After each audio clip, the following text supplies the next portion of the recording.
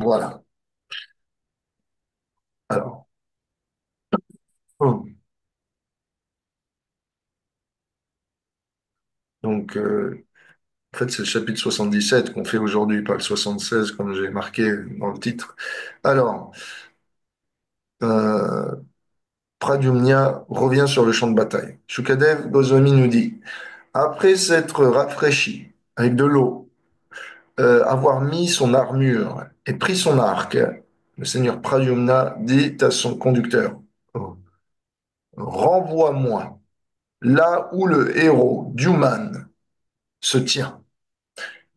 En l'absence de Pradyumna, Dyuman avait dévasté l'armée opposée. Mais maintenant que Pradyumna contre-attaquait ce dernier, souriant et le perçant de 8 flèches spéciales, Pradyumna le challengeait. Maintenant, vois si tu es capable de me frapper de nouveau. Avec 4 de ces flèches, il frappa chacun des chevaux qui conduisaient le char de Duman, le général de Chalva. Avec une flèche de plus, il frappa le conducteur de son chariot. Avec 2 flèches de plus, son arc le coupa. Et en même temps, frappa, détruisit l'étendard, le drapeau qui annonçait sa venue, qui figurait sur son chariot. Et avec la dernière flèche, Pradyumna tira si puissamment que il put surprendre Dyuman et lui arracher la tête. Gada, Satyaki, Samba et d'autres alors commencèrent à ravager l'armée de Shalva. Et donc,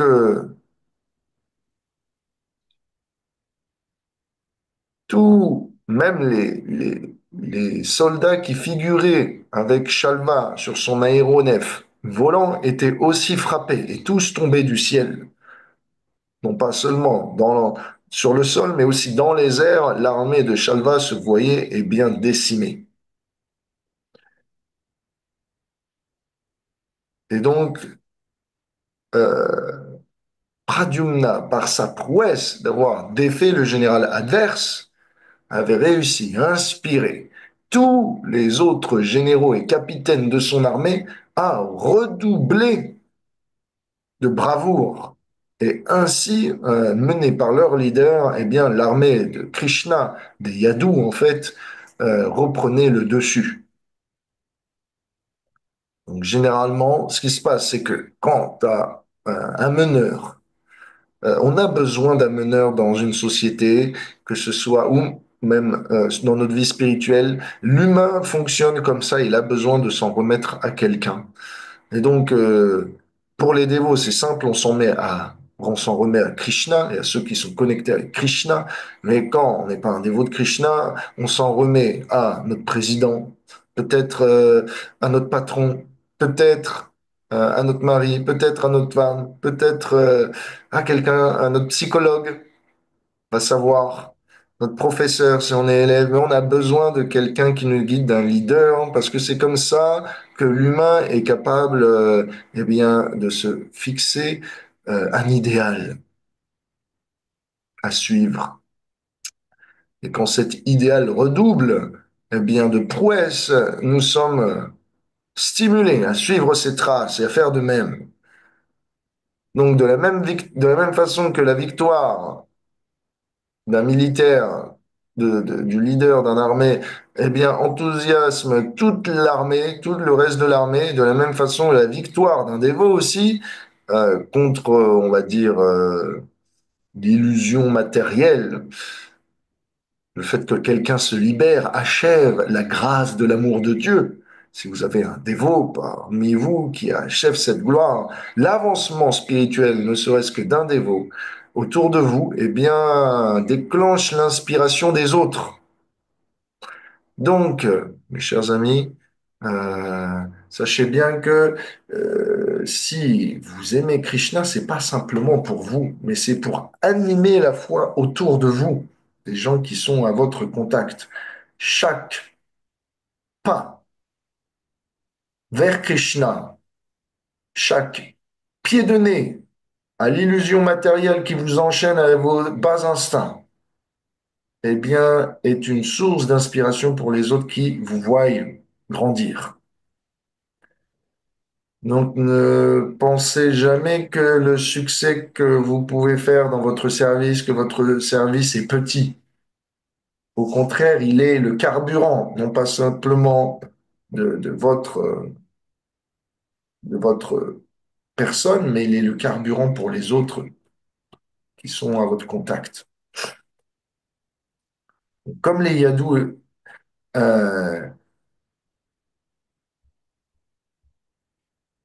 et les membres de l'armée de Shalva s'attaquaient et se contre-attaquaient, eh bien, la guerre semblait tumultueuse, semblait un combat qui faisait hérisser les poils. Chacun des membres des deux armées semblait parfois frappé de peur.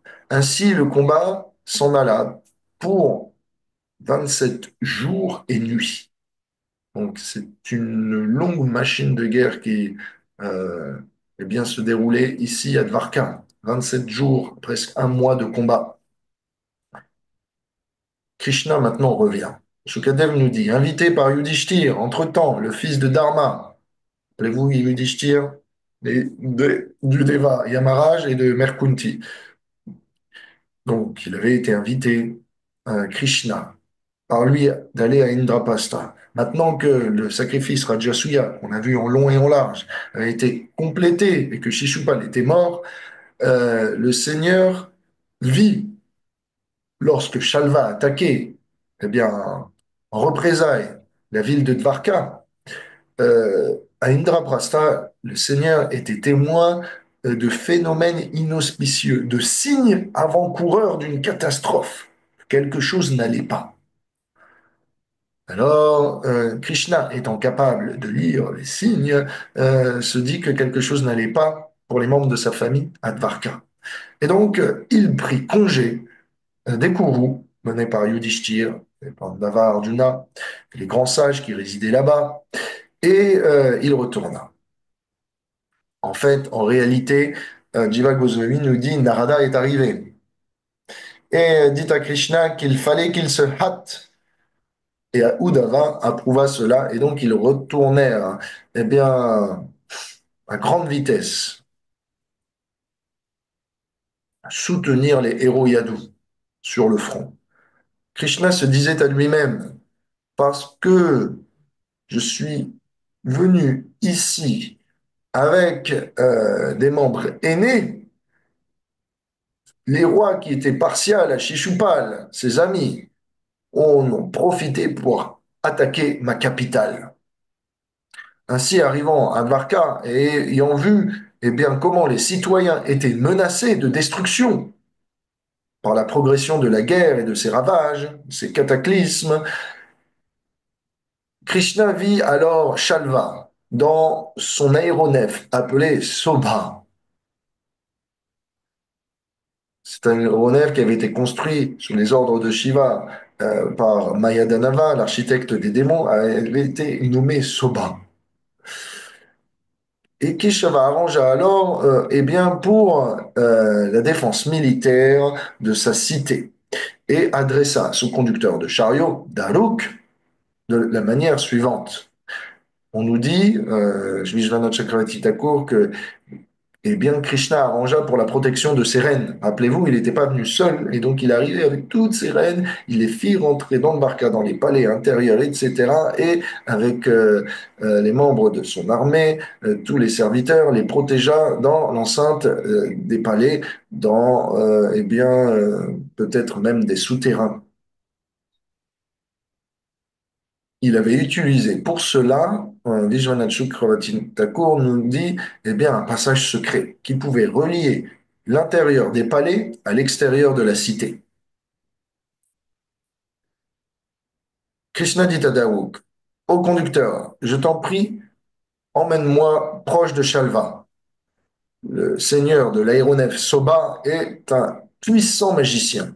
Ne le laisse pas te confondre et te troubler, te perturber. Ainsi, ordonné, Darouk eh bien, prit commande des rênes du chariot et s'en alla. Au fur et à mesure que le chariot avançait sur le champ de bataille, tout le monde ici et là, amis et compagnons, puissent de loin ou de près voir l'emblème du drapeau du chariot de Krishna. Quel est cet emblème? Vous avez l'habitude maintenant. Dites-moi. Le chariot de Krishna? L'emblème du chariot de Krishna. Allez, Non. L'aigle. Ah, non. Garuda. Garuda, c'est bien. Ok, ça suit. Quand Shalva, le maître, était en train de décimer l'armée, Krishna approcha et il lui balança une lance. Ah, pardon. Je reformule ce que je viens de dire, la traduction est mauvaise. Quand Shalva, le maître de l'aéronef, vit Krishna approcher, il lui balança une lance. À lui et à Daruk. La lance semblait foudroyante et faisait un son tumultueux. Et elle illuminait le ciel comme un météore. C'est pour vous dire. Mais Sori, le fils de Sulasen, donc le grand-père de Krishna, Sulasen, un grand guerrier, vint à briser la lance en une centaine de particules avec ses flèches. Donc il contre-attaqua parfaitement. Krishna, après quoi, perça Shalva de 16 flèches et aussi son aéronef avec un déluge de flèches. Ainsi, tirant à une vitesse impressionnante, le Seigneur apparaissait comme le soleil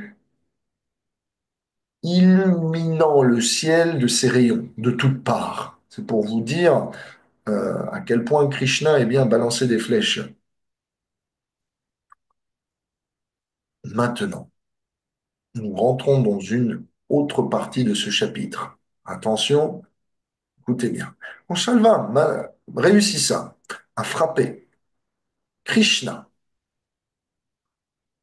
et son bras gauche, celui-ci vint à faire tomber son arc appelé, à vous? Bonne question. Ok. Bon, le quiz est tombé à l'eau. En plus, vous n'avez pas de chance parce que vous n'êtes pas nombreux aujourd'hui, alors tout tombe sur vous. Ok, l'arc Saranga. Saranga. Pas facile, hein? Voilà. Et surprenamment, il tomba des mains de Krishna. Alors tous ceux qui étaient témoins de cet événement crièrent de détresse et se lamentèrent.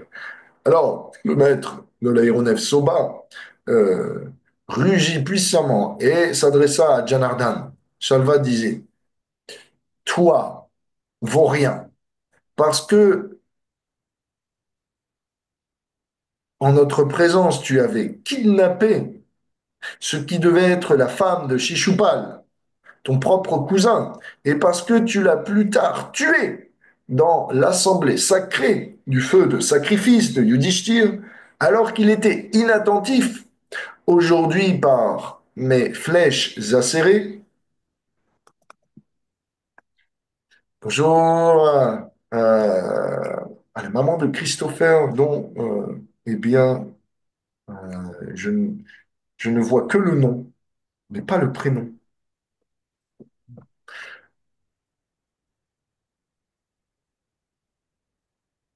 Je vais t'envoyer maintenant par mes flèches insérées au royaume dont personne ne revient, le royaume du non-retour. Quel est ce royaume du non-retour? Ah, spirituel. Oui, normalement, mais en fait, ça veut dire je vais t'envoyer au royaume de Yamaraj. Ah oui, ouais, des morts. Mort, quoi. Plutôt en bas. Allez, Krishna! Alors, tu te penses invincible, mais je vais maintenant te tuer, puisque tu oses te tenir en face de moi. Donc, comme d'habitude, là, je vais pas vous faire la traduction, mais Sarasvati inspire les gens qui critiquent Krishna pour faire en sorte que toujours ce qu'ils disent, les insultes qu'ils profèrent, puissent être sujets à un double interprétation. Eux, ils disent quelque chose qui semble être négatif, mais par la loi du sanskrit, c'est une langue telle que vous pouvez dire une phrase et l'interpréter de multiples manières. Et Sarasvati fait que ce qu'ils disent peuvent être interprétés comme des gloires. Donc, Krishna, lui, ne prend pas le sanskrit selon la possibilité d'une traduction offensante, il prend la possibilité d'une traduction qui le glorifie. Comme ça, finalement, malgré eux, ils glorifient Krishna et font de l'avancement. Et le Seigneur, Krishna répond, ô toi dont l'intelligence est faible, tu te, tu te, tu te glorifies en vain. Tu te prends pour un grand guerrier en vain. Mais tu faillis avoir la mort qui se tient tout proche maintenant de toi. Les vrais héros ne parlent pas beaucoup. Plutôt, ils préfèrent montrer la prouesse de leurs actions. Est-ce que Krishna n'avait pas déjà dit ça à quelqu'un?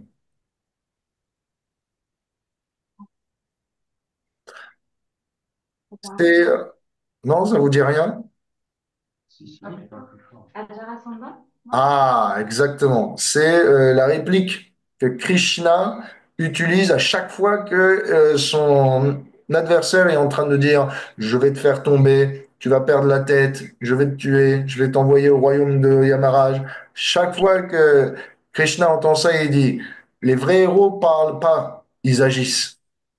Donc, c'est la réplique de Krishna, de Dieu, à coup sûr.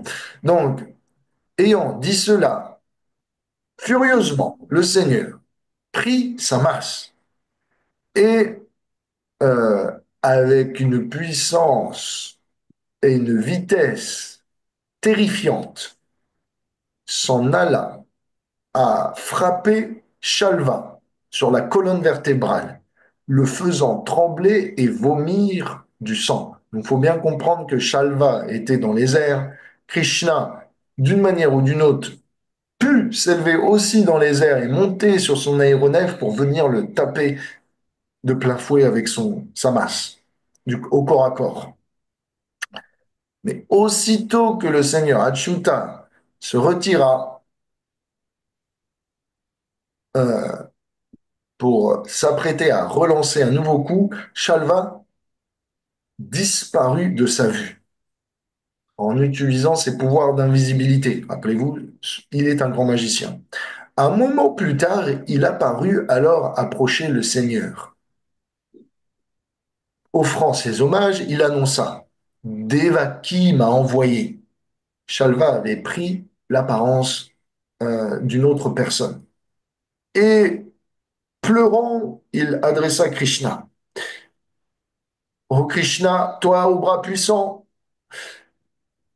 qui est si affectionné envers tes parents, Shalva s'est saisi de ton père et l'a pris au loin, de la même façon qu'un boucher emmène un animal à l'abattoir. Quand il a entendu cette nouvelle troublante, Krishna, qui jouait le rôle d'un humain mortel, montra beaucoup de compassion et de lamentation. Et alors, par amour pour ses parents, il parla comme une âme conditionnée qui ne connaît pas la vérité de l'âme.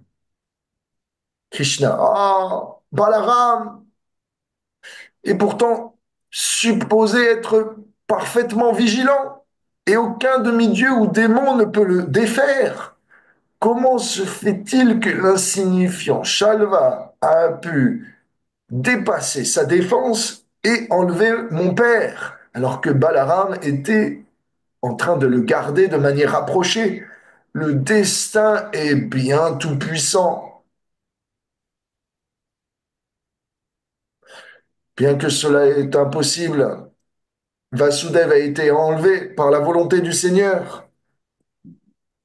Après que Govinda ait prononcé ces paroles, le maître de l'aéronef Soba ainsi est bien réapparu. Cette fois-ci non plus sous la forme d'un messager, mais sous la forme qu'il avait l'habitude d'avoir. Alors il tenait Vasudev, une illusion en fait du père de Krishna qu'il avait créé par ses pouvoirs magiques, entre ses mains. Et Shalva parla. Voici ton cher père, celui qui t'a fécondé, celui qui s'est occupé de toi, celui à qui tu tiens tant. Maintenant, regarde comment sous tes yeux, j'ai pu le capturer. Maintenant, comment je vais, eh bien, le tuer en face de toi. Vois si tu peux faire quelque chose. Après s'être moqué du Seigneur, le magicien Salva coupa la tête du père de Krishna, Vasudev, avec son épée. Prenant la tête avec lui, il entra le véhicule et son aéronef donc et s'en alla dans les airs. Par nature, Krishna, qui est rempli de savoir et qui possède toute puissance illimitée et perception, pour un moment, de par son affection pour ses parents, resta absorbé dans le rôle d'un être humain mortel. Et alors, se rappelant rapidement qui il était et qui était Shalva, il dissipa immédiatement de sa conscience et de l'atmosphère toutes les illusions qu'avait pu créer Shalva. Maintenant, alerte à la réalité, Achyuta vit devant lui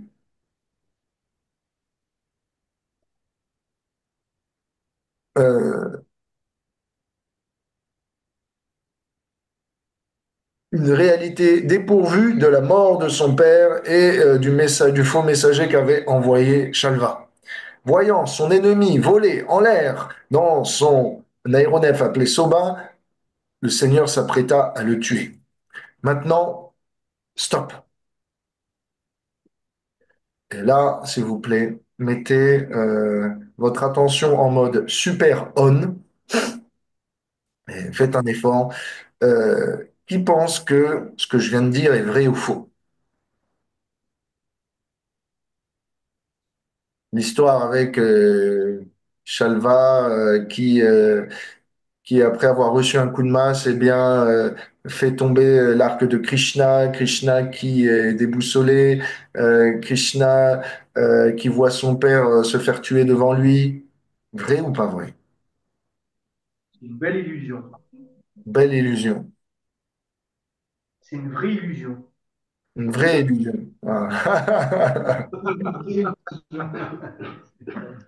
Mes amis, non. Peut-être de la magie comme son ennemi. Mhm. Mes amis, tout ce que vous avez entendu de ma bouche est faux. Je suis désolé. C'est pas écrit. Non seulement l'illusion de Shalva était fausse, mais plus que ça, l'histoire à propos de Shalva était fausse.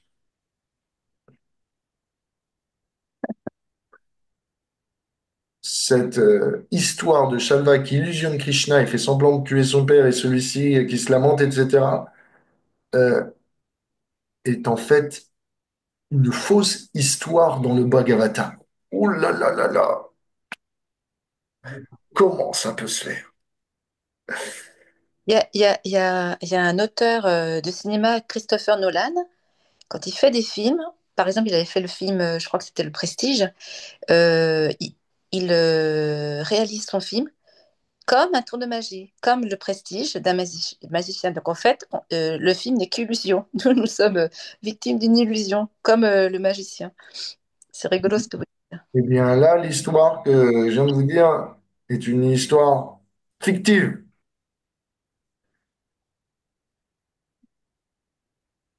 Qui a, Pourquoi? qui a un but pour nous. Il y a un but pour nous. Ah, la leçon, c'est quoi? C'est qu'il est vraiment difficile euh, de prendre conscience de ce qu'est une vraie histoire de Krishna et de ce qui a été conçu par l'intelligence humaine. Parce que je vous ai berné. En fait, Shukadev nous a berné. On va voir, hein. Il va expliquer pourquoi dans le Bhagavatam, il raconte une fausse histoire de Krishna. Il n'est pas facile de savoir quelles sont les vraies histoires de Krishna, de ce qui a été réarrangé, retourné, manipulé. Comme il est difficile de savoir quand vous regardez les informations à la télé, de savoir ce qu'on vous dit est vrai ou est-ce qu'on est en train de vous manipuler. Quand vous regardez une publicité, pareil. Euh, En effet, seulement ceux qui sont des dévots véritablement accomplis en termes de conclusion philosophique et qui connaissent la nature du service de dévotion, qu'on appelle le rasa, peuvent discriminer de ce qui est une spéculation, d'une véritable narration, de l'imagination, de la révélation. Et donc, pour éviter d'être manipulé, on a besoin, eh bien, de regarder avec scrupule la nature de l'orateur. Donc, vous avez besoin de vraiment d'être critique envers moi et, envers quiconque, eh bien, vous professe la vérité absolue. Avant de le croire, parce que la valeur de nos mots, en tout cas pour les orateurs, de ceux qui parlent de Dieu en général, donc vous aussi, eh bien, sont déterminés par les valeurs avec lesquelles vous vivez. Donc, avant d'apprendre, eh bien,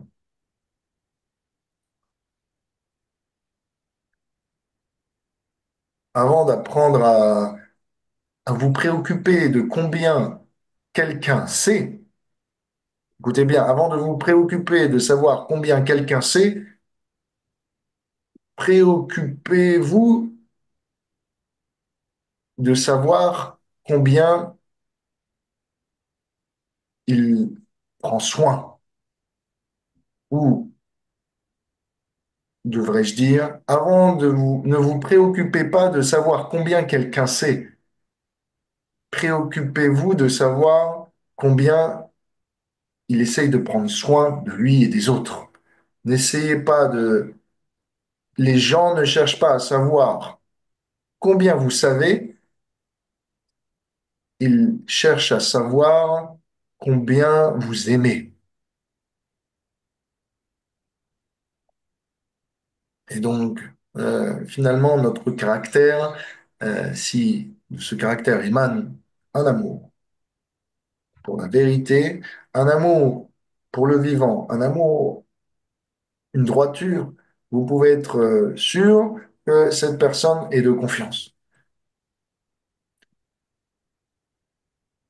Par exemple, pourquoi nous, on croit dans la traduction du Bhagavatam qui nous a été donnée par Prabhupada et par toute la narration qu'il en fait avec ses commentaires dans le Bhagavatam? Pourquoi on prend le Bhagavatam selon Prabhupada et pas la traduction d'un autre, les commentaires d'un autre? Tout simplement parce qu'on a vu la vie et l'exemple de Prabhupada. On peut savoir qu'on peut lui faire confiance. Il connaît le fond. Comment?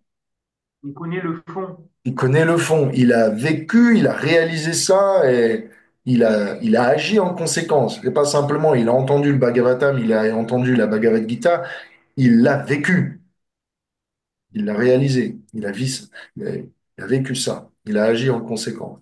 Et donc la traduction de la Bhagavad Gita, du Bhagavatam, donnée par Prabhupada, peuvent parfois différer d'autres commentateurs et traducteurs.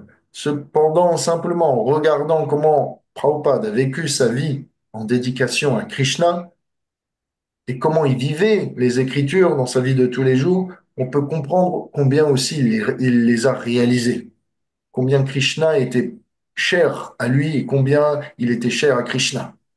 Et donc, on peut naturellement le croire. lui faire confiance, comme les personnes de son époque eh bien, l'ont naturellement cru, de par l'aura, sa puissance qu'il émanait, son honnêteté, l'exemplarité de son caractère. Donc, pour que quelqu'un vous fasse confiance, faut pas simplement être expert dans son domaine. Il faut être intègre. Je connais beaucoup de gens, ils ont fait des études en médecine. C'est pas pour autant que je vais les approcher pour quand je suis malade. Parce que même s'ils ont un diplôme, je sais que aussi ils peuvent être corrompus par l'argent et qu'ils ont peut-être, ils font juste, ils utilisent peut-être leur diplôme comme un business. Comme c'est pas parce qu'il y a des gens qui sont à la télé, qu'ils ont un diplôme de politicien ou qui sont avocats, qu'ils utilisent forcément tout leur puissance pour respecter la loi. Au contraire, parfois on peut avoir un diplôme d'avocat et de politicien justement et utiliser toute cette connaissance pour briser la loi. Oui, c'est dans notre société, là, je parle pas de religion, là, mais je parle de tous les sujets de société, c'est ça qui est difficile. Moi, il m'a fallu atteindre à peu près 55 ans pour me rendre compte qu'il y avait des gens qui étaient compétents et honnêtes, des gens qui étaient compétents mais malhonnêtes, Oui. des gens qui sont incompétents mais honnêtes, Honnête. et des Et gens des qui gens sont qui sont compétents. incompétents et malhonnêtes. Eh ben, oui, eh ben, voilà. Et faire le tri, repérer le compétent et l'honnête, c'est difficile. C'est vraiment difficile. Sur les Oui, sujets de scientifiques, sur les sujets de société, etc., c'est difficile. exact. Surtout oui, quand ça touche des sujets qui nous échappent et qui demandent eh bien, beaucoup de préparation. Et donc, dans tout domaine, il doit y avoir l'éthique qui prédomine, qui est là. Et encore plus qu'on parle de spiritualité, il doit y avoir de la réalisation. Les actions parlent plus puissamment que les mots. Donc, ça, c'était la leçon qu'on peut en tirer. Maintenant, Shukadev dit, ce que je viens de te raconter est la narration, la conte de cette histoire donnée par certaines personnes qui se disent sages, au roi. Mais ceux qui racontent l'histoire de l'altercation, de la rencontre, du combat entre Krishna et Shalva de cette manière, parlent de manière illogique et se contredisent. Ils ont oublié la véritable nature de Krishna et n'ont pas bien investigué l'histoire. Certains sages ne sont pas euh, scrupuleux quant à la narration de l'histoire de Krishna. Ils ne cherchent pas à savoir si cette narration est en concordance avec la vérité philosophique, la nature de Dieu et la nature aimante de Krishna, la relation qu'entretient Krishna avec les êtres vivants. Donc Tattva et Rasa. Tattva, la vérité philosophique, Rasa, la nature de l'amour qu'entretient Krishna avec les êtres vivants. Shukadev explique, cet acompte donné par les sages est faux, puisque je peux certifier que j'étais là quand le Bhagavatam a été donné par son narrateur originel, Vyasadeva. J'étais là parmi les disciples et la version que j'en ai reçue de lui est différente. Donc à travers le temps, les narrations diffèrent et se transforment. C'est la manipulation du temps et la nature de l'homme que d'être faillible et d'y rajouter, eh bien, sa vision spéculative.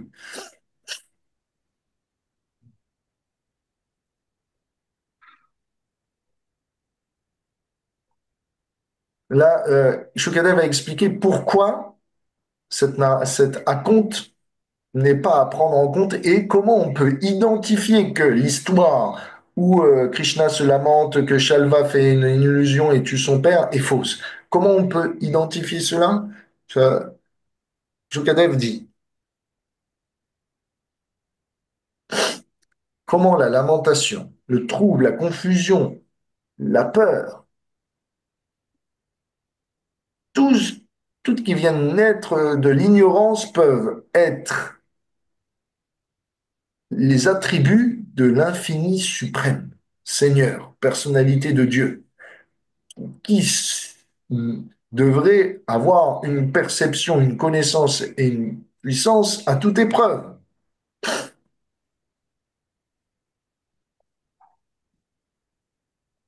Krishna ne peut pas être illusionné de cette manière.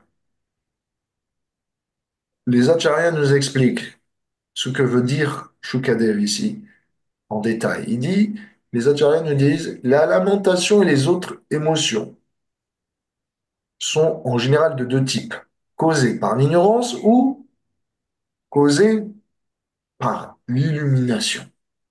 Les émotions, par la connaissance, si vous voulez, les émotions qui sont en général euh, du commun des mortels sont générées par l'identification au corps et non l'identification à l'âme. Savez-vous que vous avez les émotions qui sont liées à l'identification au corps et les émotions de l'âme, proprement parlée? On ne peut pas, on ne peut pas ressentir toutes les émotions de l'âme quand celle-ci est endormie parce que la conscience pénètre tout le corps et est seulement dirigée vers le corps. Quand on remet en activité euh, l'âme en connexion avec Dieu à travers la pratique spirituelle, eh bien, on restimule ses sens et la conscience se dirige alors de nouveau vers l'âme et on est capable de nouveau, eh bien, recevoir, expérimenter des émotions spirituelles. Parfois, quand on prie, on pleure, on a les poils qui se hérissent, on a des tremblements, on a tout un tas d'émotions et ces émotions-là, eh bien, qui nous surprennent qui parfois s'imposent à nous sont du domaine spirituel et non pas en lien avec le corps. Et donc, faites bien la différence entre les deux.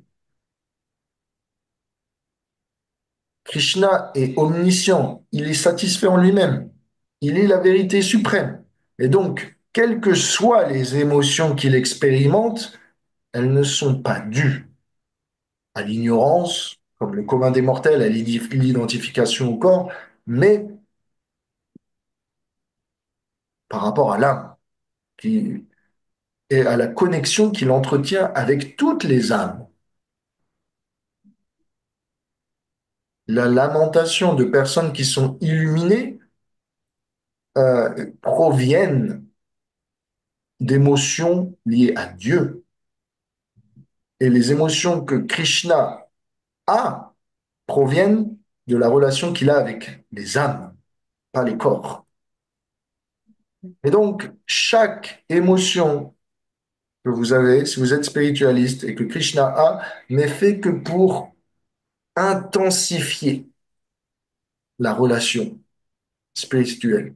Si vous êtes un spiritualiste aguerri, toute émotion que vous avez, elles sont là pour être spiritualisées. Là, elles sont là pour intensifier votre amour de Dieu. Quand une émotion intensifie votre amour de Dieu, vous savez, cette émotion, elle est spirituelle. Quand une émotion vous divise, vous fait prendre de la distance avec Dieu, euh, fait, vous fait vous rend négligent à l'égard de Dieu, vous fait oublier la présence de Dieu. Vous savez que cette émotion provient du corps, de l'ignorance. Et si ça nous fait douter, si ça nous met comment vous dire, dans une, non pas dans un oubli de Dieu, non pas dans un rejet de Dieu, mais quand vous dites diviser, si un doute s'installe en nous, Il y a des doutes spirituels et des doutes matériels. non, là, je parle spirituel. Ah non, bah, alors peut-être que doute matériel précisé, peut-être. Un Qu'est-ce que vous doute voulez dire? matériel nous fait perdre la foi. Un doute spirituel nous renforce. Par exemple, Krishna nous fait passer un test. Hmm, Dieu nous fait passer un test. Et qu'est-ce que je dois faire? Qu'est-ce que Krishna veut me dire? Est-ce que je fais bien mon service? Est-ce que je suis à ma place? Est-ce que je réagis bien? Qu'est-ce que je dois ajuster? Là, c'est un doute spirituel parce qu'on est en train d'essayer de améliorer notre relation à Krishna. Mais lorsque un doute est matériel, est-ce que Krishna existe vraiment? Est-ce qu'il est là pour moi? Est-ce que vraiment il est la vérité absolue? Est-ce que il existe? Est-ce que je devrais pas plutôt l'oublier et suivre ma vie d'avant? Là, vous comprenez que le doute devient matériel. Tout dépend si nos émotions sont reconnectées à Krishna, si elles sont spiritualisées ou si elles soit elles nous emmènent loin de Krishna. On peut spiritualiser toutes les émotions et on peut aussi, eh bien, densifier dans la matière toute émotion.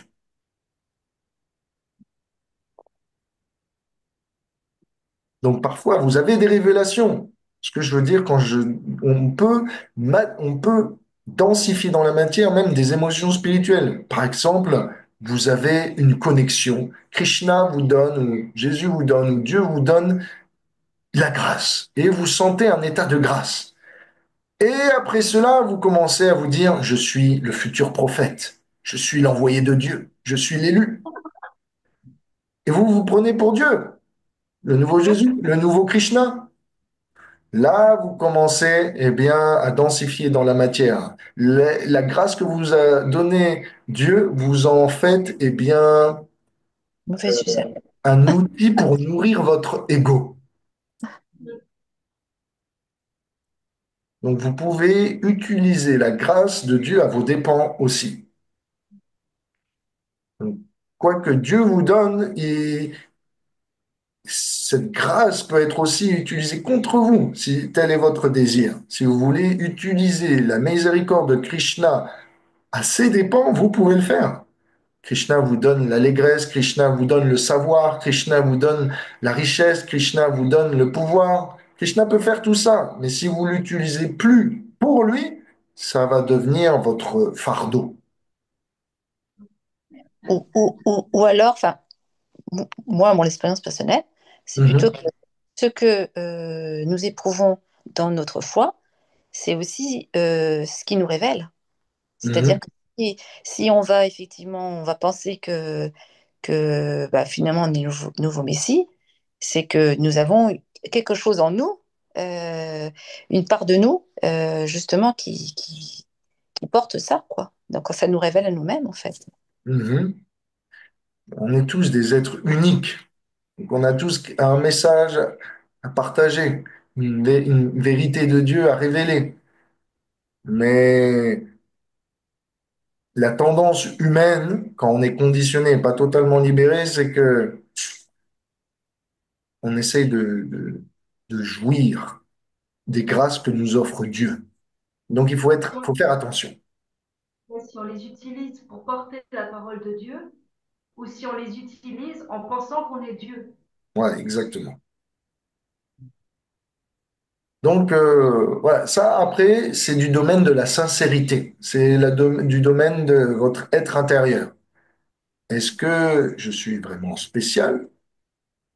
Si oui, est-ce que je peux faire de cette spécialité un service pour Krishna?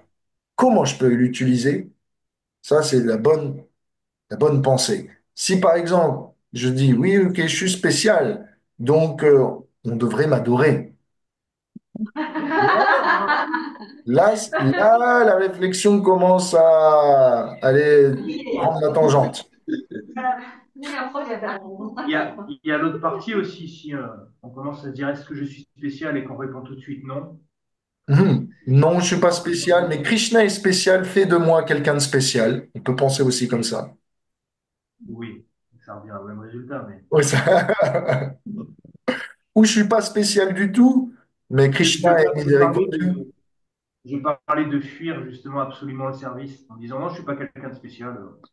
j'ai rien à faire ici, à part Voilà, jouer. voilà, oui aussi. Oui, l'humilité quand elle est mal utilisée. Ouais. Oui. On loupe les opportunités de service que nous offre Krishna.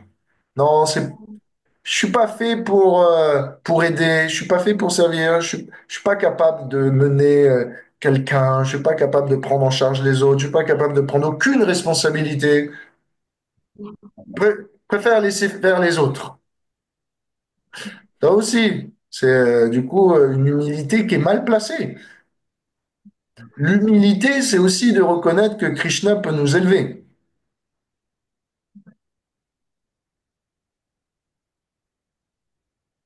Il faut s'abandonner, il faut avoir la foi. Donc, Oui, on est d'accord. Donc voilà, j'espère que c'est bon pour vous. C'est ouais, super. ouais. Ok. Euh, donc si vous devez vous lamenter que, et que Krishna doit se lamenter, il faut que cela soit la source d'un plaisir nouveau qui vient nourrir une relation spirituelle. Si votre lamentation, votre chagrin envers Dieu, il est spirituel, ça doit nourrir votre intensivité, non, votre, votre intensité, voilà, en vrai français. Et si- Passion, votre passion. voilà, votre passion. Et si Krishna se lamente, ça nourrit la passion qu'il a pour les dévots. Ça stimule l'amour. Voilà. Donc, on peut même se lamenter même quand à l'intérieur de soi, on vit l'amour de Dieu. Et Krishna, même s'il est satisfait, il a les sources de tout bonheur, il peut se lamenter quand cela, eh bien, vient nourrir la relation qu'il a avec les gens qu'il aime. Donc, voilà, les sentiments spirituels viennent et bien stimuler l'attachement et l'amour qu'entretient l'âme et sa source. Krishna se lamente seulement pour plaire à ses dévots et les dévots se lamentent seulement pour plaire à Krishna. La lamentation spirituelle, alors là, on rentre dans des sujets quand même hautement métaphysiques. Donc, mettez votre cerveau en pause si cela vous trouble. Euh, peut être, peut être due soit à la souffrance des autres, la lamentation spirituelle peut être due soit à la souffrance des autres.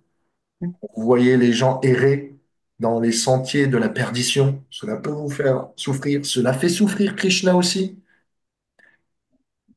Et nous, on a envie de les aider. Krishna a envie de les aider. Soit ça peut être dû à une profonde humilité. Des fois, on se lamente de ne pas pouvoir faire assez pour l'être aimé. Et Krishna, parfois, ressent ça aussi. Même s'il est Dieu Tout-Puissant, il faudrait faire tout le temps plus et encore plus. Il se sent endetté envers les dévots. Krishnayable.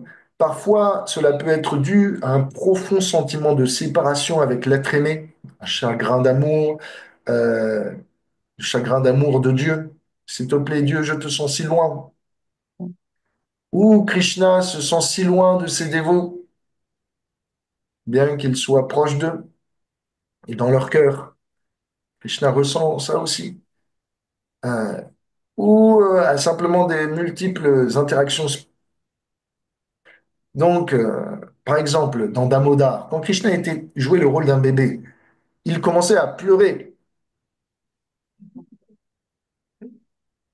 Mais, eh bien, ces pleurs n'ont fait que finalement stimuler l'amour de sa mère, Yashoda, et de toutes les gopis. Dont on chante le Damodarastakam, les prières à Damodar, eh bien, son visage coulant de larmes rehaussait la beauté de ses joues.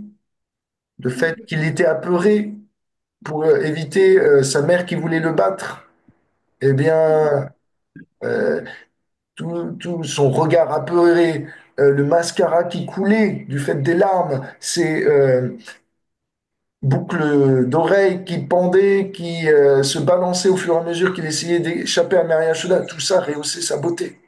Tout ça rehaussait le fait que Krishna toute puissance, qui donc ne craint rien, se mettait à craindre Mère Yashoda de par son amour pour elle, du fait que Krishna faisait semblant d'avoir peur dans le rôle d'un bébé pour que Mère Yashoda, eh bien, construise encore plus profondément sa relation avec Dieu en tant que son enfant, tout ça fait que Krishna était encore plus glorieux parce qu'il jouait ce rôle et acceptait, eh bien, de se soumettre à Mère Yashoda parce que celle-ci l'aimait tellement en tant que son enfant. Donc, voilà, on voit comment Krishna peut utiliser la lamentation, le chagrin pour stimuler la relation qu'il a avec ses dévots. Ne vous en faites pas. Pour ceux qui ne connaissent pas le divertissement de Damodar, Mère Yashoda n'a pas utilisé le bâton. Elle a simplement utilisé ça en guise de menace. Euh, mais alors, pourquoi je vous parle de tout ça? La raison, c'est que dans cette histoire, je ne sais pas si vous l'avez lu, mais là, quand moi je l'ai lu la première fois que je pensais que cette histoire était vraie, je me suis dit, mince, Krishna joue le rôle d'un être humain ordinaire, il voit son père se défaire sous ses yeux. C'est étrange, qu'est-ce que cela lui amène? Bien, Shukadev vous dit, dans cette histoire, la lamentation qu'entretient Krishna, la peur qu'il a, la confusion qu'il a, ne produit pas une attraction magnifique pour ses dévots. Oui. N'encourage pas ses gloires. La joie et notre affection n'est pas attractive pour les oreilles. Non, ça attise la confusion même. Exactement. Donc, quand une histoire de Krishna n'entretient que la confusion, le dégoût, euh, et pour personne n'entretient la flamme de l'amour, vous pouvez comprendre que cette histoire a été montée de toutes pièces. Et Shukadev, comme lui, c'est une âme réalisée, il peut percevoir.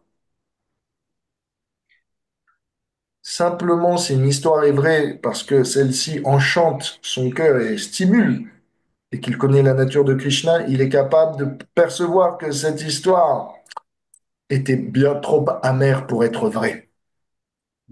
Il a, oui.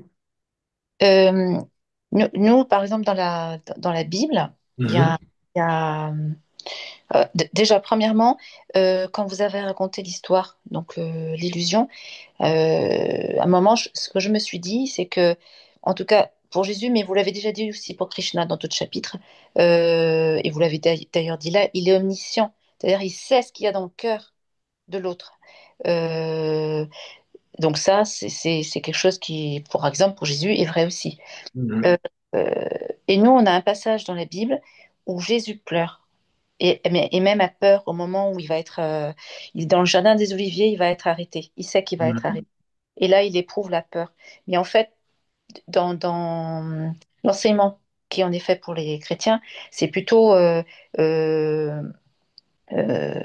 quelque chose qui montre que Jésus avait une nature humaine aussi. mhm, Il était Dieu, mais il avait aussi une nature humaine et que ça montrait que il n'était pas étranger à la peur, que nous aussi, on peut être traversé, même si on est dévot, même si on est chrétien, même si on est traversé par la peur. Et c'est pas anormal, quoi. Voilà, c'est... toute émotion qu'on peut trouver dans ce monde a son origine dans le monde d'en haut. Mhm. Oui. Il y a une différence en fait entre les sentiments qui s'apparentent entre les sentiments spirituels et les sentiments matériels. Même Mhm, s'ils ont les mêmes apparences, le fond n'est pas du tout le même. Et il y en a un qui élève, peu importe le sentiment, il y en a un qui élève systématiquement. Ça n'a pas du tout le même goût. mhm, Et même si on voit quelqu'un pleurer, il peut pleurer de séparation, mais ça peut être très matériel ou très spirituel. Mais Ouais. ici, les sentiments sont des reflets dénaturés mhm. des sentiments spirituels. Ouais. Donc, la leçon de tout ça, en tout cas, merci pour vos échanges. Ça, je pense, C'est important de clarifier tout ça et en même temps d'apporter euh, divers angles, d'élargir notre angle d'approche. C'est que la leçon de tout ça, c'est que vous devriez être bien sélectif en ce qui concerne vos sources.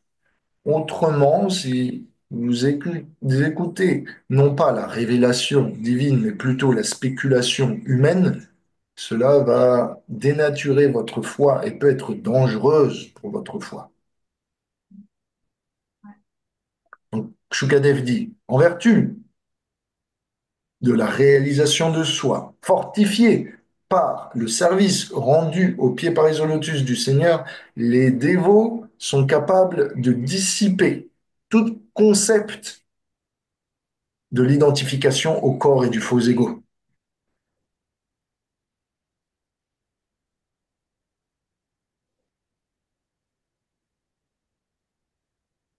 Les âmes réalisées atteignent une gloire éternelle en l'association personnelle du Seigneur.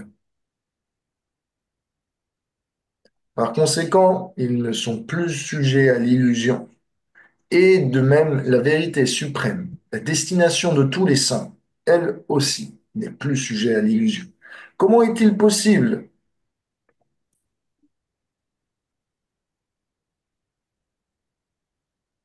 pour Shalva, un humain, de manipuler et confondre Krishna, qui est lui Yogeshvar, ça veut dire le maître de tous les pouvoirs yogiques, le maître de tous les yogis, celui qui vient même à manipuler Brahma ou Balaram.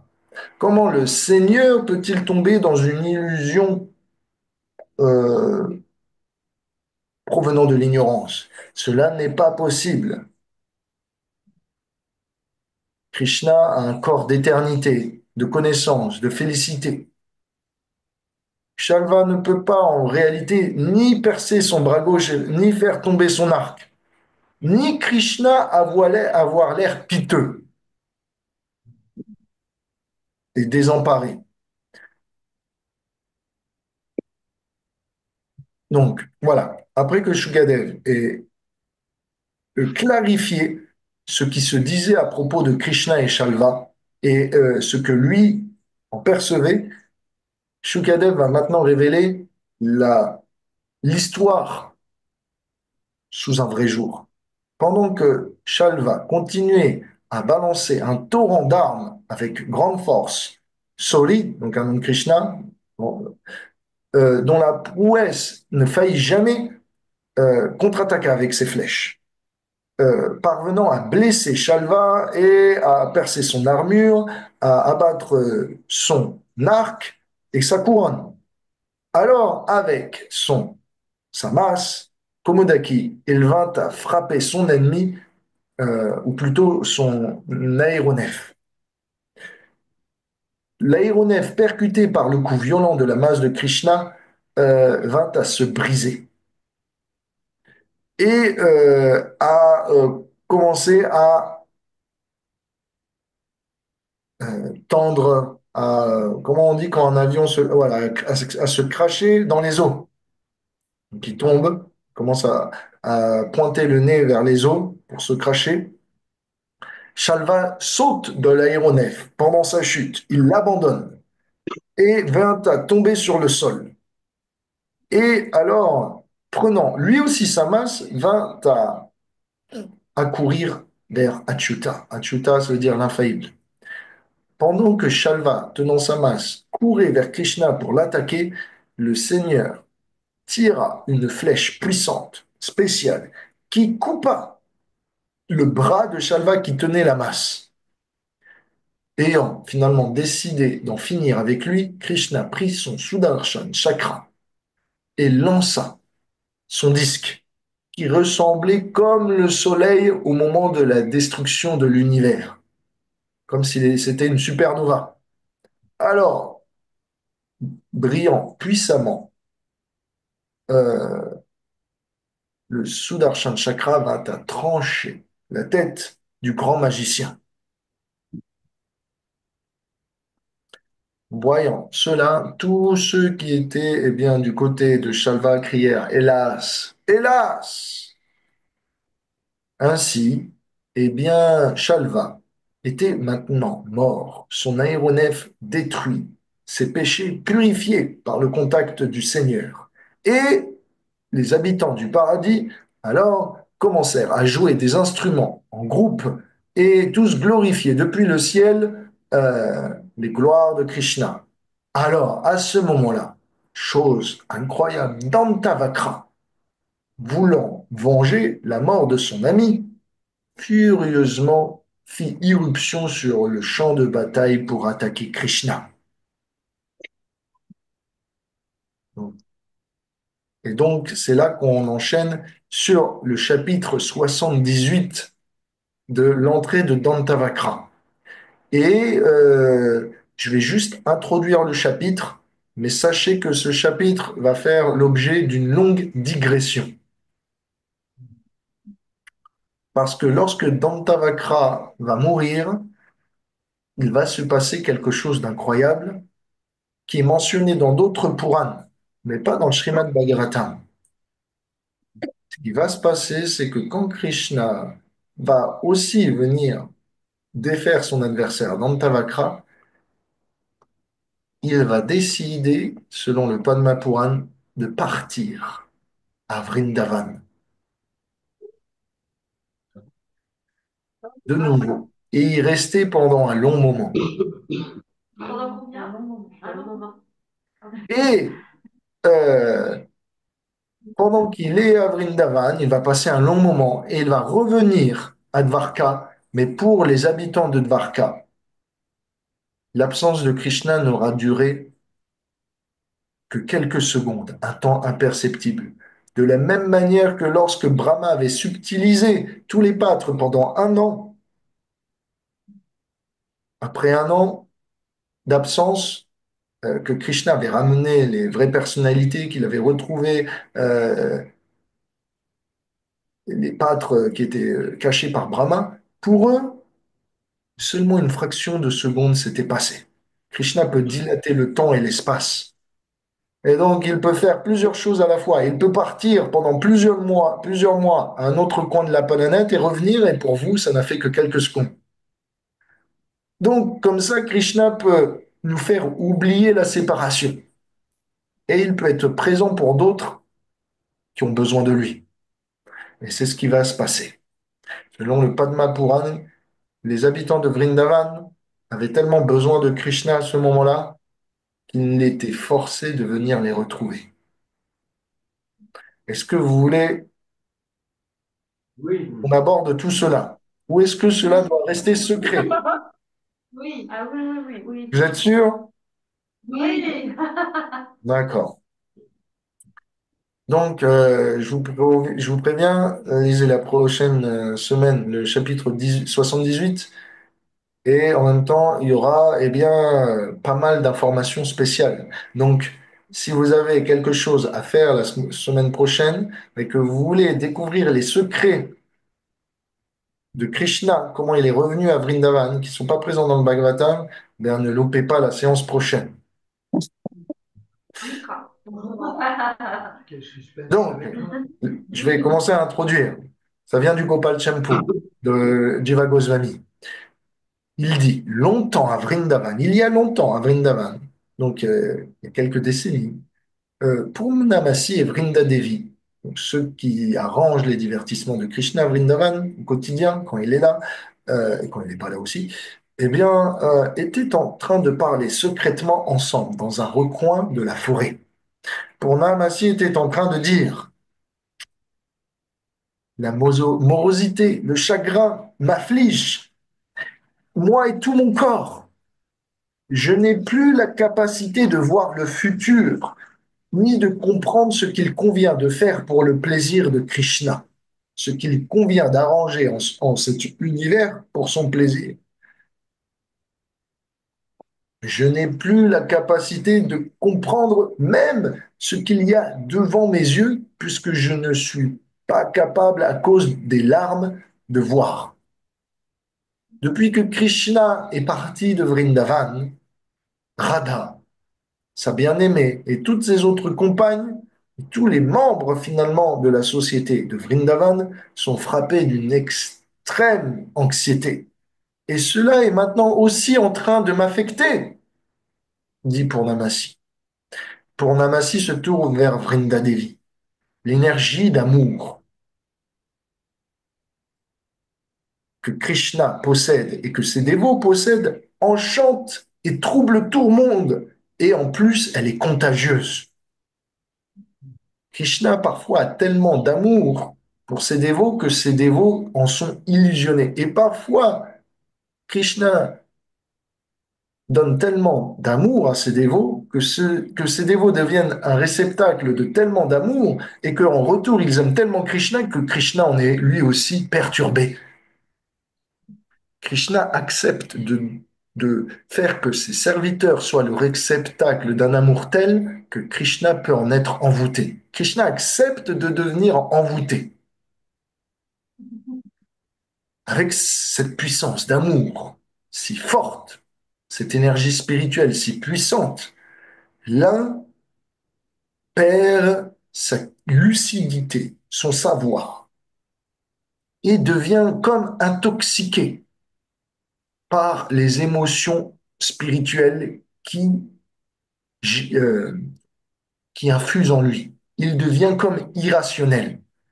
Donc, parfois, vous pouvez voir une personnalité spirituelle et si celle-ci est en transe, transit d'un amour que vous ne pouvez pas comprendre mais que vous pouvez sentir, il se peut que cette personnalité spirituelle devienne complètement comme apparemment folle ou irrationnelle pendant un temps. Donc on appelle ça pour certains, il y avait un film de Mel Gibson, par exemple, ça va être La Passion du Christ, où ça va être pour nous la- les sentiments de séparation avec Krishna qui entraîne la folie divine. Comme Radharani en est voilà l'exemple parfait. Radharani est pratiquement sans cesse intoxiqué de son amour pour Krishna.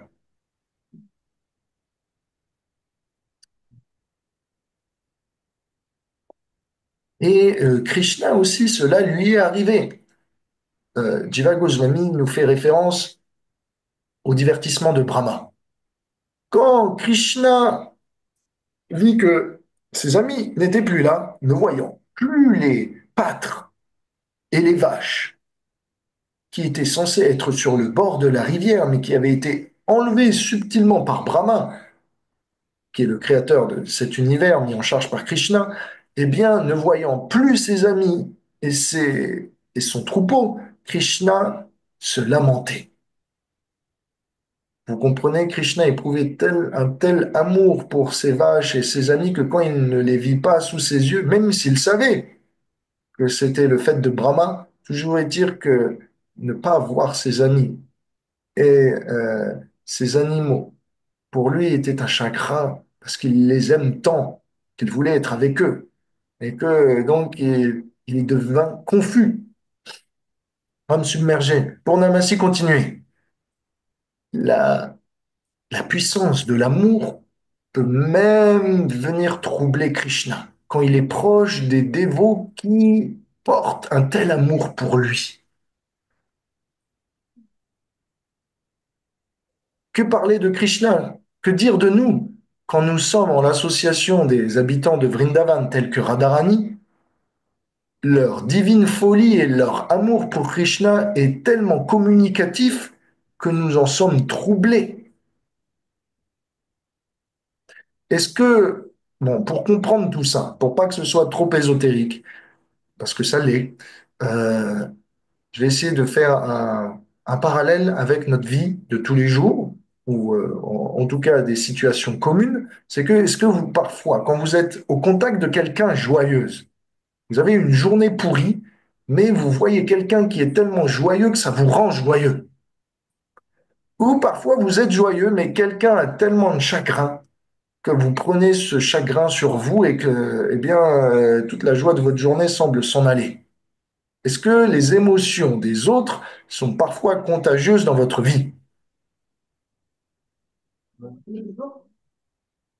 On parle la même langue, on est d'accord. Ou est-ce que vos émotions sont parfois contagieuses, déteignent sur les autres? On est d'accord. Donc, ce même principe s'applique pour les émotions spirituelles. Les émotions, la foi est contagieuse. Les émotions que contiennent la foi sont contagieuses. Les Et émotions. comment on peut devenir, comment on peut devenir irrationnel Ah, au eh point bien, Le d'être mental public.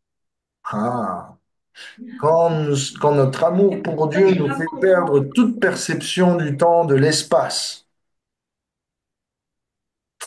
Ouais. quand notre amour pour Dieu nous fait perdre conscience des lois de ce monde, conscience Ouais. euh, de, du regard d'autrui. Parfois, vous êtes tellement emballé euh, pour quelqu'un que vous faites fi du regard des autres.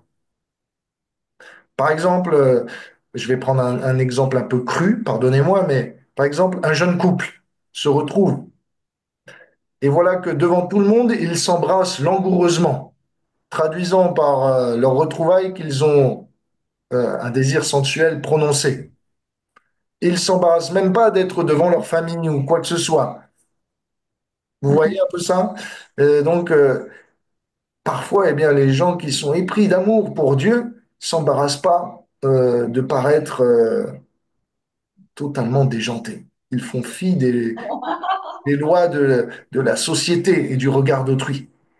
OK? Alors, moi, je le ressens plus, parce que je l'ai aussi, je l'ai vécu aussi, moins maintenant, mais je trouve effectivement que quand on est euh, porté par notre foi, porté par Dieu, ça, on peut se couper des hommes.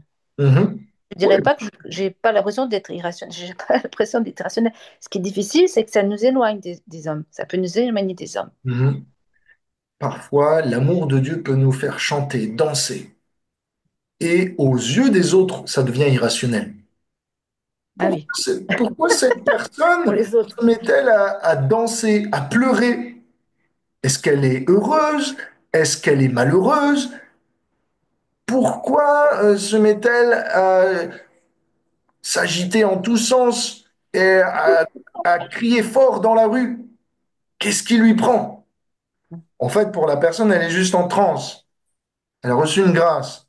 Mais pour les autres, c'est irrationnel. Oui, Comporte-toi bien, rentre dans le rang, marche normalement. oui, Irrationnel pour la société. oui, pour Irrationnel l'autre, pour la pour société, l'autre. exactement. Pour le regard profane, c'est irrationnel. Pour les autres, c'est normal. Les occidentaux, mais parfois, en Inde, on connaît la nature des émotions spirituelles et on sait que si quelqu'un, à l'écoute des gloires de Dieu, commence à trembler, s'agiter, à danser, on sait que c'est quelqu'un d'avancé. Alors il y en a, ils font le show, juste pour faire semblant d'être des véritables saints. Et donc Prabhupada, il disait, un jour, il y a quelqu'un qui est arrivé dans le temple de l'ISKCON en voyant les déités, en entendant le Mahamantra, il a commencé à se rouler par terre, comme s'il était pris d'émotions spirituelles, de convulsions spirituelles. Et Prabhupada a dit, euh, les dévots sont venus voir Prabhupada, il dit, qu'est-ce qu'on fait? Est-ce que c'est un pur dévot? Est-ce que c'est quelqu'un qui fait le show? Prabhupada il dit, battez-le un peu et voyez euh, s'il commence à sentir la douleur. S'il sent la douleur, c'est que il fait le show.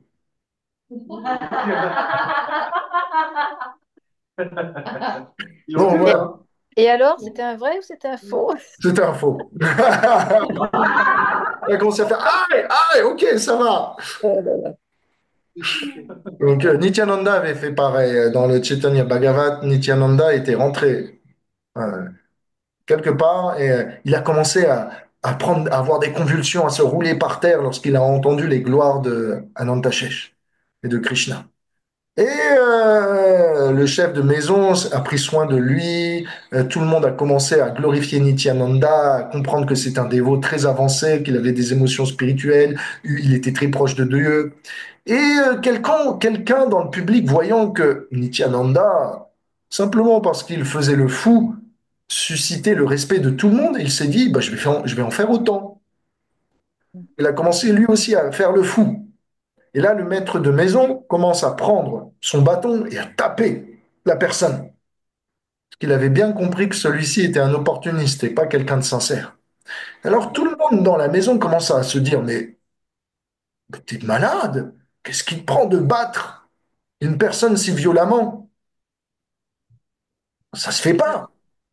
Et la personne dit, non, vous comprenez pas. Il y en a un qui est sincère et il y en a l'autre qui est manipulatrice. J'ai pu voir qui était l'un et qui était l'autre. Celui-ci est un faux. Il l'a sorti, il l'a dégagé. Donc ça, c'est dans le Chaitanya Bhagavat. Donc, voilà comment l'amour de Dieu peut parfois faire office d'un breuvage intoxicant. Ces émotions nous envahissent. Il faut perdre perception de la réalité et aux yeux du regard du monde, eh bien, on apparaît comme fou. Et donc, tout ça pour dire quoi? C'est que, mes chers amis, les émotions sont puissantes. Pas simplement pour vous-même, mais pour les autres. Ce que vous portez dans votre cœur, eh bien, vous le portez ailleurs, à l'extérieur. Ne pensez pas que les émotions négatives ou positives sont comme enfermées, cloisonnées à l'intérieur de vous. Elles irradient, elles touchent. Simplement, avec un regard, un contact, une présence ou même un mot, on peut insuffler les autres de notre amour pour Dieu ou insuffler les autres de notre concupiscence, de notre désir matériel. Vous pouvez être le vecteur d'une foi ou le vecteur d'un attachement, d'une addiction. Donc, libre à chacun de choisir son camp. Et la leçon que je voulais vous dire, après avoir parlé de tout ça, eh ben, ça va être la conclusion. Et la semaine prochaine, eh bien, on continuera à parler. Euh, on va finir la discussion entre Purnamasi et Vrindavi et on va introduire ce chapitre 78 qui va être eh bien, à cheval entre Vrindavan, Mathura et Dvarka. À Vrindavan, la planète originelle de Krishna, de Dieu, c'est eh bien la terre de toute émotion spirituelle manifestée sous leurs formes les plus exaltées. Parfois, les émotions spirituelles des habitants de Vrindavan sont tellement élevées et intenses que même Purnamasi et Vrindadevi, qui sont les metteurs en scène du quotidien spirituel du temps infini, eh bien, ne sont plus capables de comprendre leur cœur et comment préparer le futur et les événements accordément. Elles sont incapables de prédire même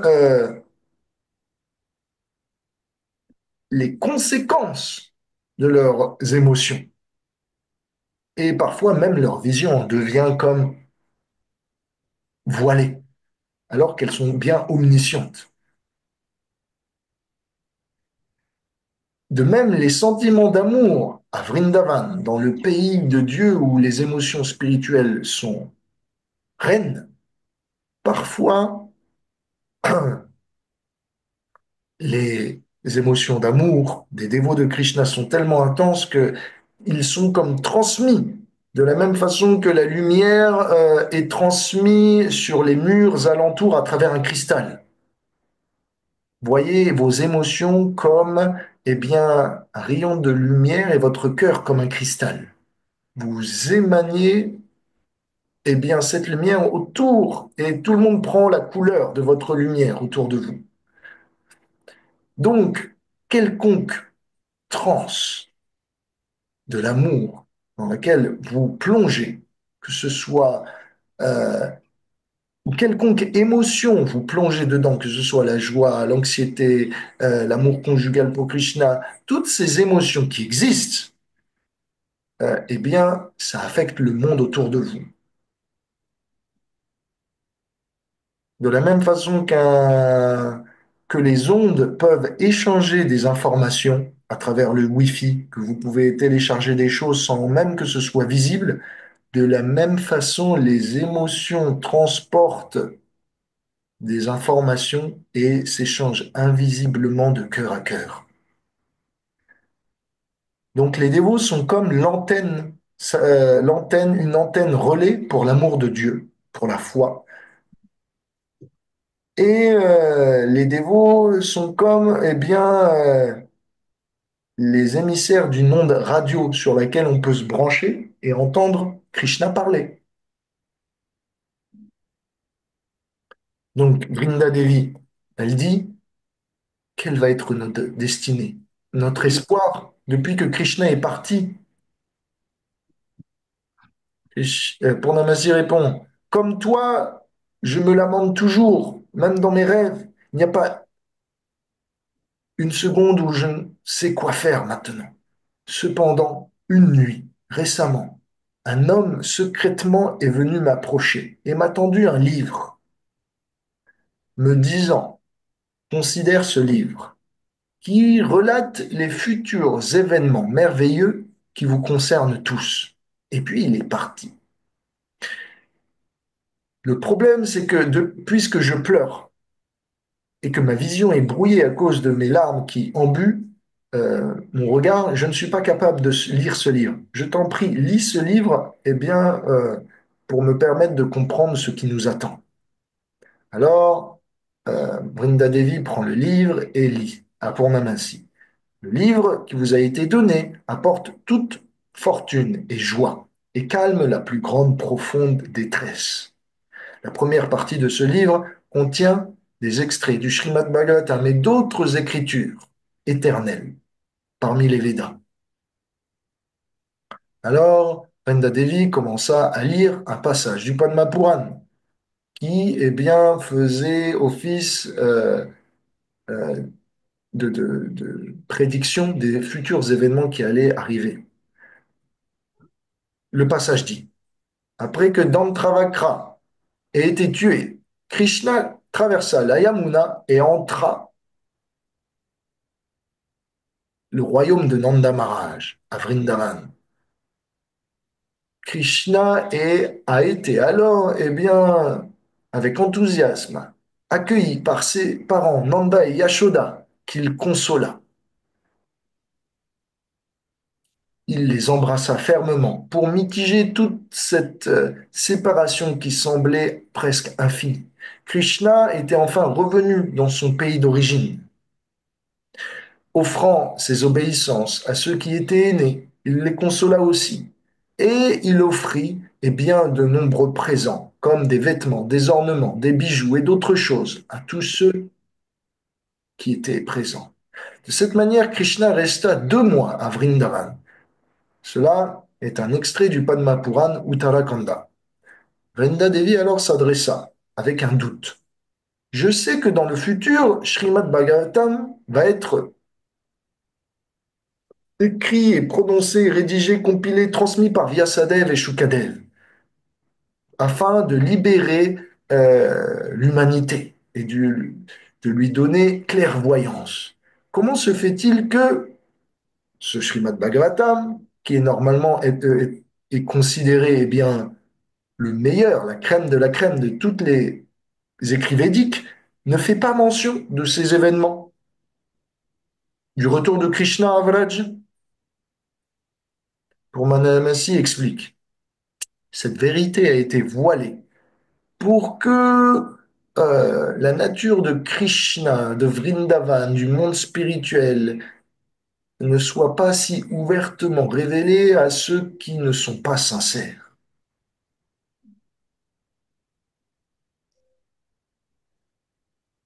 Je suis Purnamasi, celle qui organise toutes les activités du monde matériel et spirituel. Ma puissance n'est pas capable, cependant, de cacher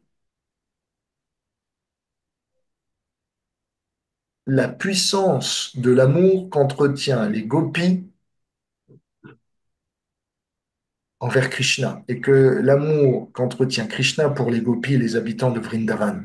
Je peux certes cacher la vérité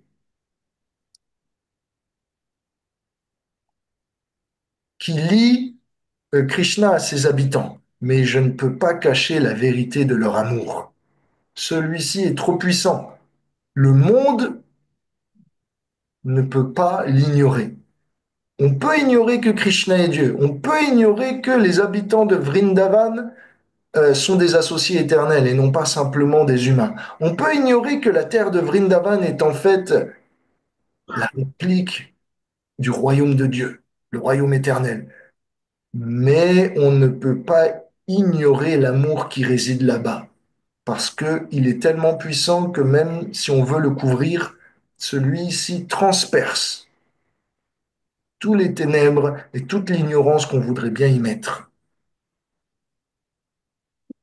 Par conséquent, Purnamasi dit, j'ai la capacité de cacher dans les Védas la nature de Vrindavan, celle des gopis de Krishna à Vrindavan, mais je n'ai pas la capacité et la puissance de cacher la puissance de leur amour. Par conséquent, le Bhagavatam a été fait surtout pour révéler l'amour qu'entretient Krishna avec les habitants de Vrindavan, mais n'a pas forcément vocation à entrer dans tous les détails de leur relation.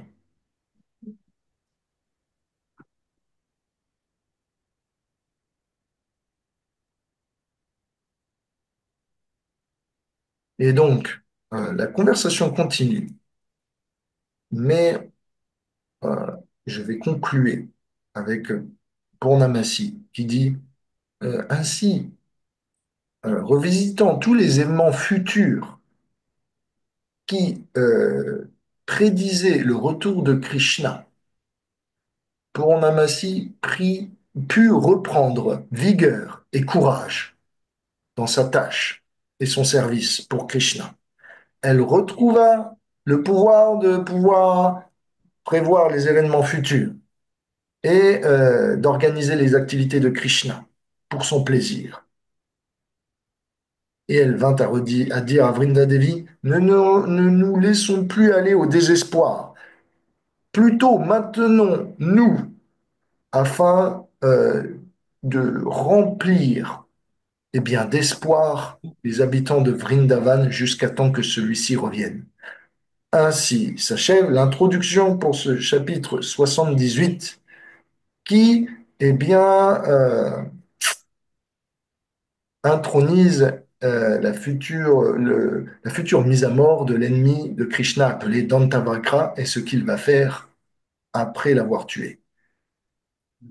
J'espère que ce chapitre vous a plu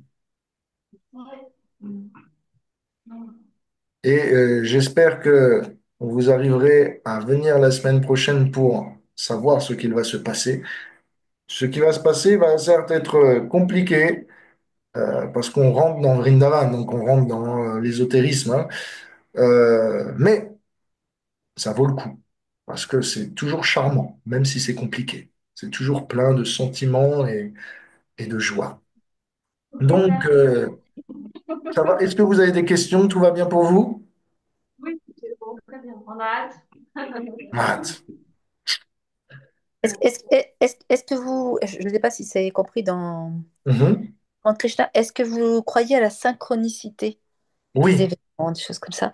Il se Ah, trouve que dimanche 1er juin, normalement, je dois assister à une conférence qui est donnée par un magicien, par un magicien qui utilise son métier et qui va